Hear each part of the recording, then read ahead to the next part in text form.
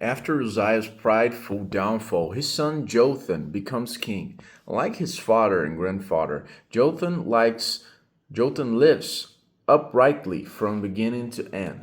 This chapter proves that you can grow up in a messy family and still choose faithfulness. The first part of this chapter covers Jotham's character and reign. Jotham is 25 years old when he becomes king and reigns 16 years. The verdict on his life: he did what was right in the eyes of the Lord, just as his father Uzziah had done. But with one critical difference: unlike him, he did not enter the temple of the Lord. This means he learned from Uzziah's mistake. He respected God's boundaries. He avoided pride. Jotham succeeded because he honored God's limits.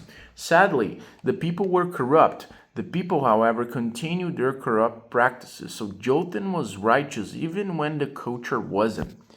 The second part of this chapter covers Jotham builds and strengthens Judah.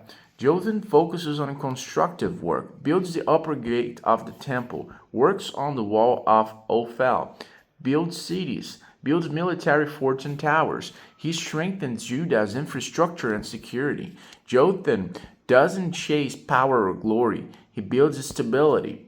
Jotham, the third part of this chapter covers Jotham wins against the Ammonites. He defeats the Ammonites and forces them to pay tribute. 100 talents of silver, 10,000 cores of wheat, 10,000 cores of barley. They pay this annually for 3 years. God blesses Jotham with victory and economic gain. The fourth part of this chapter covers the key to his success. This is the most important verse in the chapter. Jotham grew powerful because he walked steadfastly before the Lord his God. Okay, this is different from Uzziah. Uzziah became powerful and then became proud. Jotham became powerful because he stayed faithful. He didn't let success corrupt him. Walking with God consistently leads to strength. Okay, so the final part of the chapter covers Jotham's death. The chronicle ends briefly. He dies, is buried with kings. His son Ahaz becomes king after him. Jotham's reign is peaceful, stable, and righteous, a rare combination. So let's check the key lessons from this chapter. The first lesson of this chapter is you can break generational patterns.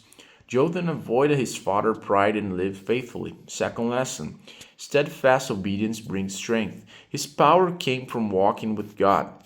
Third lesson, respecting God's boundaries protects you. Jotham never repeated Uzziah's sin in the temple. Fourth lesson, influence doesn't require popularity. Even though the people were corrupt, Jotham stayed righteous. Fifth lesson, a quiet, faithful life can be a powerful legacy.